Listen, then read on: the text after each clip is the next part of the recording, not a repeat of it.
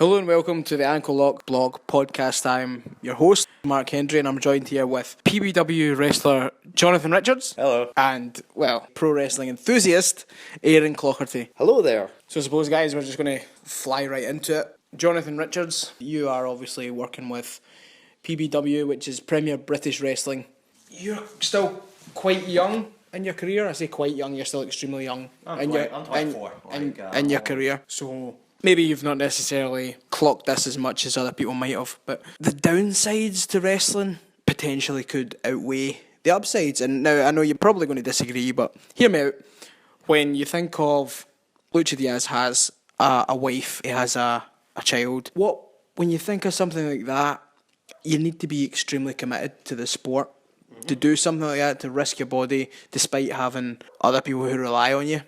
Yeah. So thinking about that, think about injuries, even the financial aspect of it, where you don't get paid to work these shows, you have to travel to get to these shows, you have to do all that. How does that impact, first of all, yourself, and second of all, from the outside looking in, as I would be doing, as Aaron would be doing, how do you look and see, okay, this is still something I want to do, despite all the setbacks, despite all the aspects of things that might go against a professional wrestler? Well, to be honest, I wouldn't really call myself a professional wrestler, because to me, professional wrestler insinuates somebody that does this 24 as their day job. You know what I mean?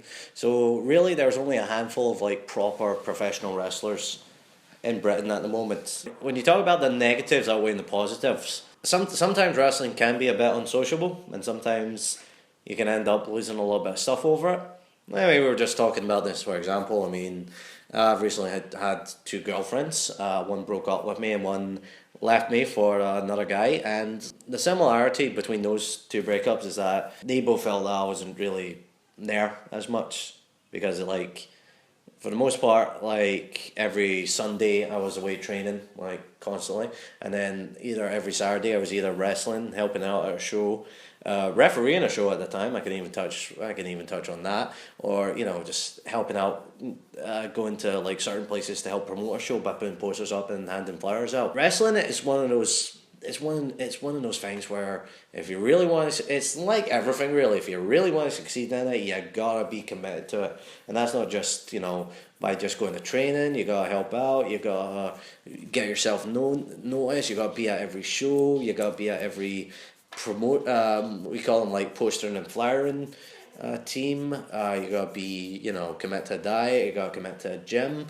It is one of those ones where the guys that work really hard in it and the guys that obviously make the bigger sacrifices get the bigger rewards out of it. And touch wood, the only real injury I've had was when I popped my shoulder out months before I even had my first wrestling match. So I've never really been injured on a show as of yet, which I consider a good thing. Yeah, of course. It's actually quite funny because I'm usually the driver or for shows, so yeah, it would be pretty awkward if I did get injured. I'd be like, guys, I gotta take you back home. I can't feel my legs.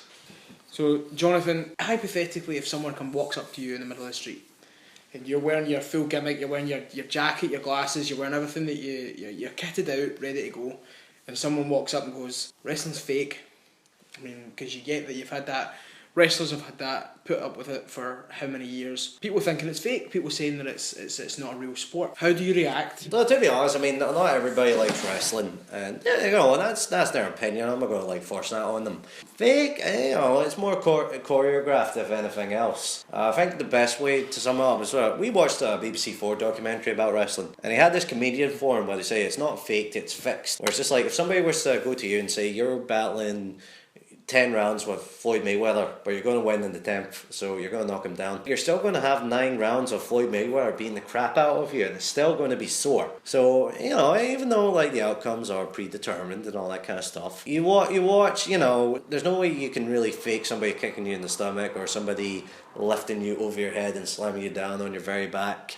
Or throwing you over their head and you landing on your back. There's a level of authenticity to it. I mean, I can easily explain that to folk. If you were to watch one of my wrestling matches, watch any wrestling match, there will be a moment where you'll have to question, Yeah, was that real or not? I mean, you've seen a few of my wrestling match. You saw like my very first wrestling match when one of my opponents delivered like this big insecurity kick to me, where it landed like right on my head, and even you guys were like, "Ooh, man, that was nasty." Yeah. But you know, I mean, it's entirely up to every people. I will say one thing though is that most of the people that really consider it fake are the same ones that think Geordie Shore and the X Factor are still real and actual reality TV. So You got a point. there is a level of hypocrisy to it, which you know it's very very fun to obviously explain to folk. So wrestling's not fake. Speaking from a lot of bruises and one pop shoulder, no, it does not. Thanks very much, guys.